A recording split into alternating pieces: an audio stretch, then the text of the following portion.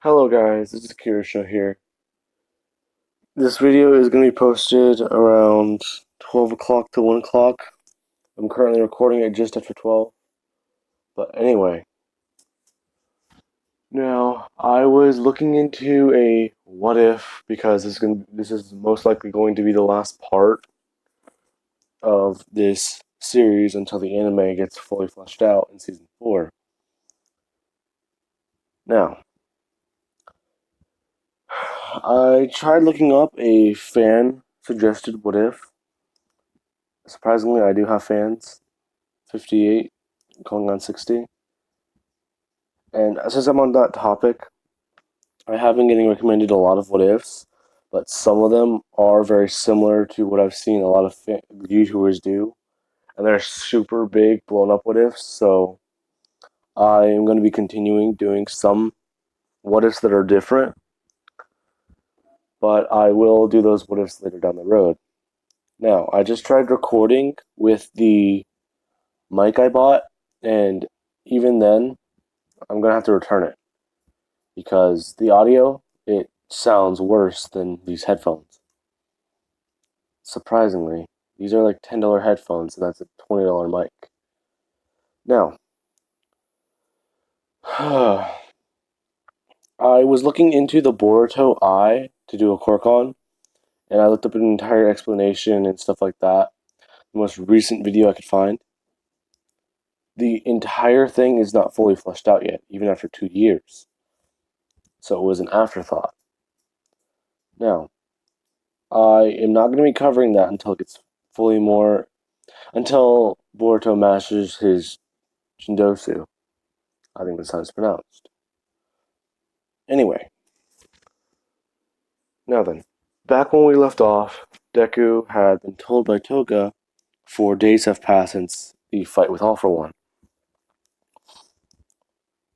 Now, Deku would then ask about what happened with All For One. She would have to explain to Deku that after he had passed out with their battle, Mr. Aizawa actually did come in and turn off All For One's quirk while the heroes secured him and took him to the prison lockup.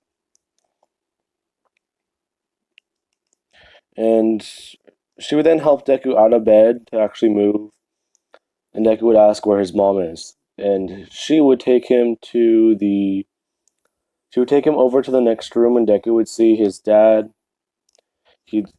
Dad sitting in a chair and just sleeping in the chair next to his mom, holding his mother's hand. Deku would then walk up to his dad and ask him if his mother's okay.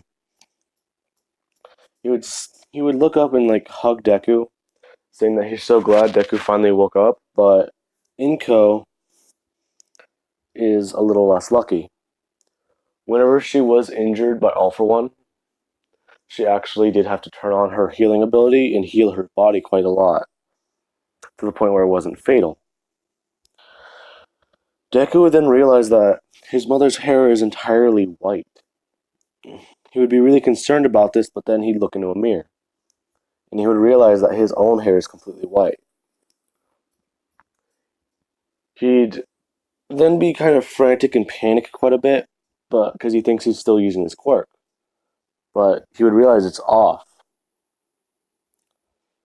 Now, afterwards, Endeavor and Todoroki's mother, I forgot her name, would actually come in and bring Deku's dad a whole. They would have bring home like a care package. It's a thermos full of coffee, a new blanket, and some actual warm food. Todoroki would actually be happy to see Deku is actually awake, and Endeavor would shake Deku's hand to tell him that he did a good job dealing with All For One.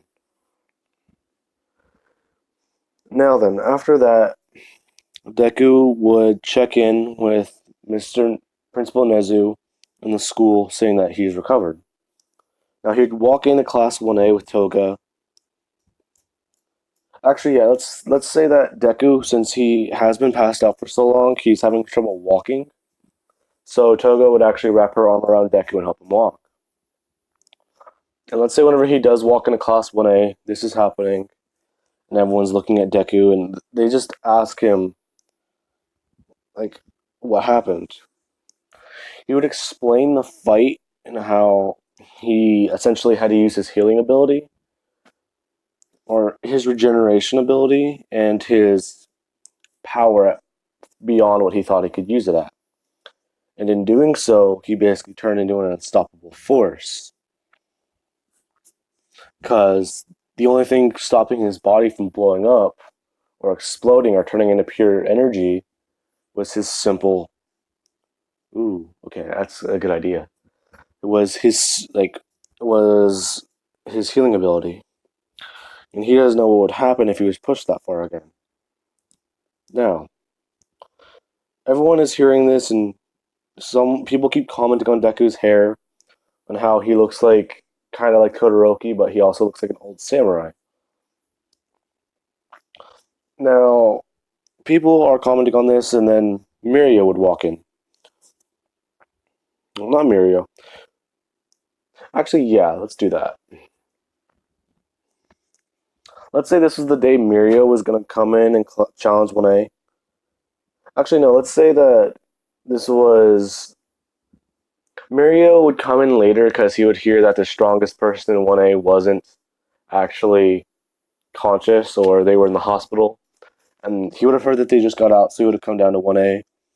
And he would have actually kind of dragged the other two with him. And after that, he would then introduce himself to Deku or Midoriya and say that he was so glad he's out of the hospital now and that he was actually hoping to like challenge him to a fight. Toga would try and tell him that he barely woke up like 2 or 3 hours ago, and she doesn't think Deku's in any physical condition, like any healthy position to fight. Deku would then accept this challenge, and all of 1A would then go out to the training area and fight Mirio. Mirio would quickly disassemble 1A, except for Mineta and Deku, along with Toga. So these three are left standing. Alright, sorry about that, guys. My mom walked in and asked me a couple questions. Now, the reason this is actually being posted early is because my mother had surgery over the weekend, and I spent most of my day today actually helping her run a lot of errands around town, and I was trying to pick something up at a store for my sister for Christmas, but yay, mobile banking. It's fun. Anyway, I'm gonna have to cut that part out. So this actually will be coming out probably a little later now. Now then, Mineta, Deku, and Toga are the last left standing. Let's say Toga would then inform them of what Mirio's quirk is, because he was actually one of the students in 1A, or he was actually one of the students in UA that donated blood for her quirk testing during the 2 weeks. So she would state that his quirk is permeation. He's essentially able to go through objects. Now, Deku would actually find this interesting because she would explain how the senses would have worked and stuff like that. Mineta's probably around 20 to 30% of All Might's power, and he's just throwing goo at Mirio and trying to fight him with some actual sword. Like if you've ever seen Terminator with a T-1000, how it can turn its hands into those spikes. Mineta would do that, and he's fighting at probably about 30% of One for All, or Respect Woman Boy here. And whenever he's fighting Mirio, Mirio is actually dodging a lot of hits Mineta is throwing, and afterward he would actually knock out Mineta fairly easily. Because he just do that thing he did to Deku where he would permeate through Deku's eyes, blinding him, and then punch him in the weak spot. Now, after that, Deku and Toga are the last two remaining. Deku would have covered the entire battlefield in fire, and this is red fire, mind you, because his quirks actually have started mixing together and reacting with each other. So after that, Deku would then feel different. His hair is actually glowing a bit red because it's just pure white now. So his hair actually is looking a lot more different. Everyone's commenting on how his hair's turned red. That's new, isn't it? Everyone would agree, and they would watch as Deku begins fighting with Mirio. Afterwards, Mirio is actually fighting Deku quite evenly, and after that, Deku would get to the point where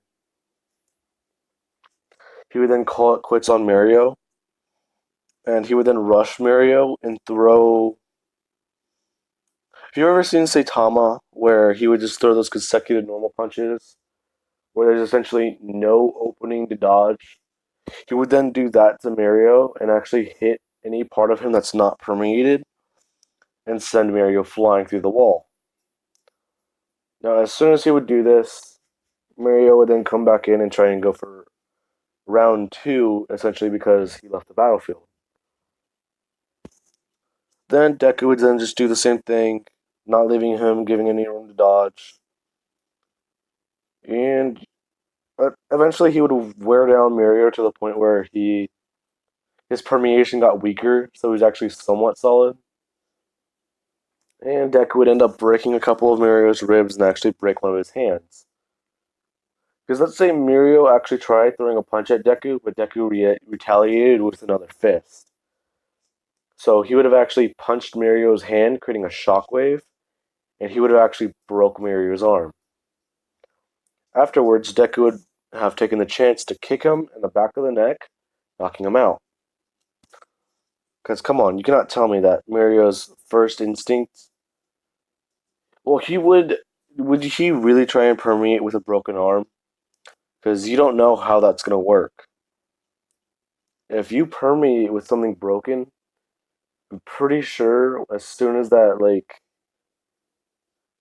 I don't exactly know a lot about how the body works, but I'm pretty sure as soon as Mirio would try and solidify himself, his arm, because it is permeating, might actually phase into itself and heal wrong, like fusing the bone together. So he would not try and permeate. That was why Deku would win.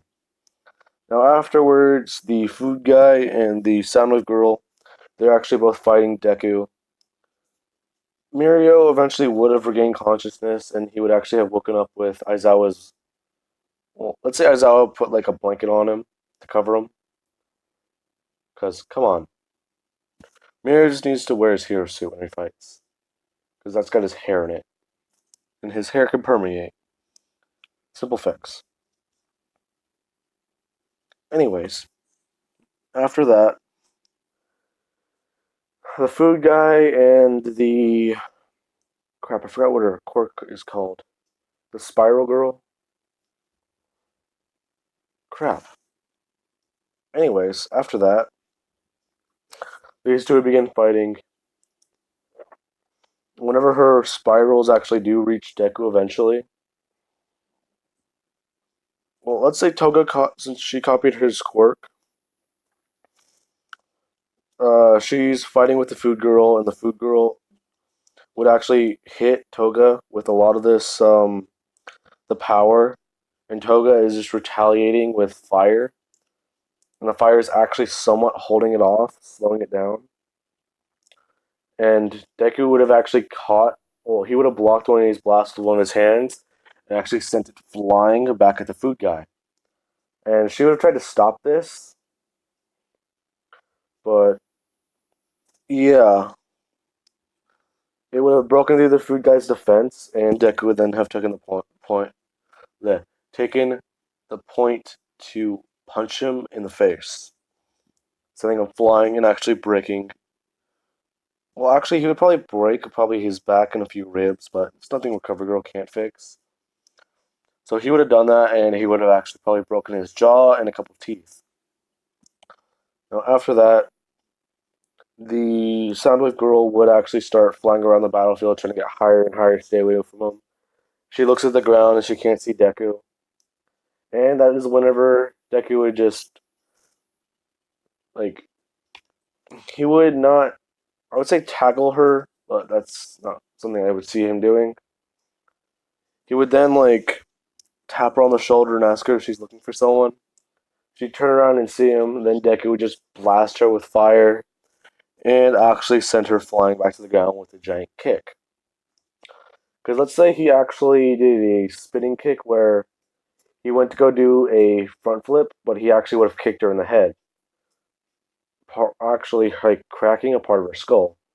So he would have done that and actually taken all three of these people down.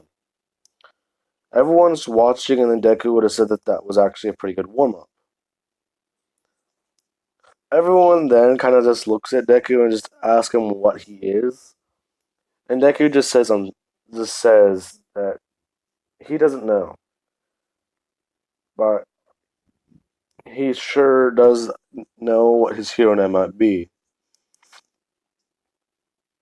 Now, people ask with Deku, and he would then say the God of War or Combat King.